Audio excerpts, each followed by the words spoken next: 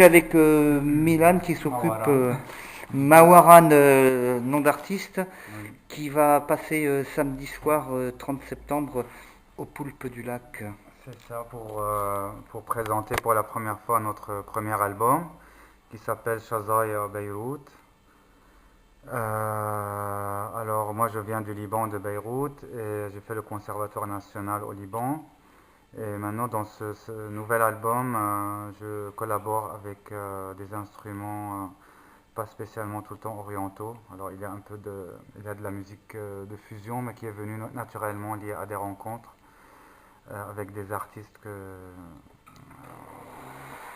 qui vont participer à ce projet. Alors il y aura Aurore Séguier qui va jouer au violon et à la cornemuse et à la nickel harpa.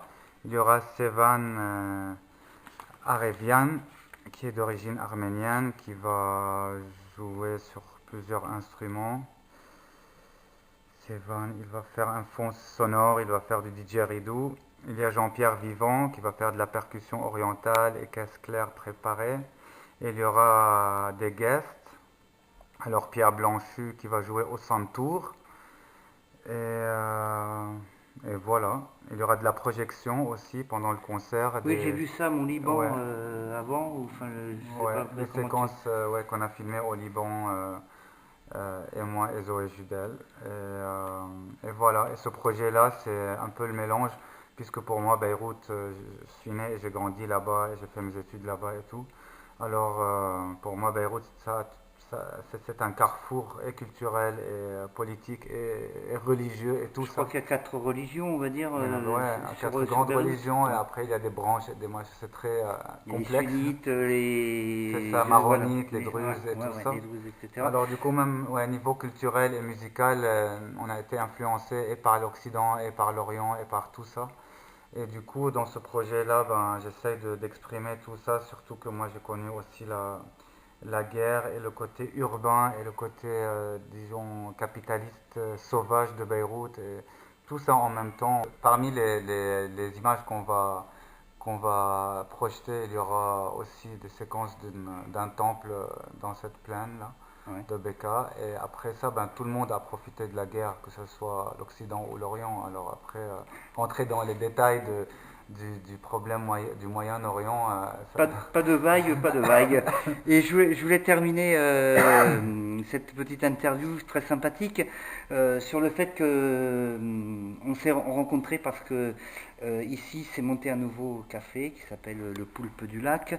Mais aussi, je voulais savoir quelle était votre dimension au niveau musical, parce que je me rends compte que vous êtes très cosmopolite. Il y a plusieurs cultures qui sont représentées dans votre groupe musical qui va jouer samedi. C'est ça, en fait, moi dès le départ, j'avais envie de prendre deux directions en même temps, en parallèle. La première direction, c'est de faire de la musique moyenne-orientale très classique et contemporaine, c'est-à-dire basée que sur des instruments classiques. Et j'ai réalisé ça avec le premier groupe qu'on a joué avec eux dimanche dernier à Montbrun, à l'église de Montbrun-Bocage. Et c'est que des instruments du Moyen-Orient, voilà, de ma culture, mais j'ai composé avec ça, j'écris les paroles en arabe littéraire et tout ça. Et dans sur, comment on dit ça? Sur ce En même concert-là qu'il temps, va y ouais, avoir, en ouais. même temps là, le deuxième projet, c'est aussi un besoin que j'ai, c'est de pouvoir exprimer le côté urbain, le côté cosmopolite, comme vous avez dit, le côté plus ouvert à d'autres cultures et tout ça. Et voilà, alors je viens de réaliser cet album et ce projet et on va le présenter pour la première fois ici. J'espère qu'on va y arriver. Eh bien, moi, je vous souhaite beaucoup de succès.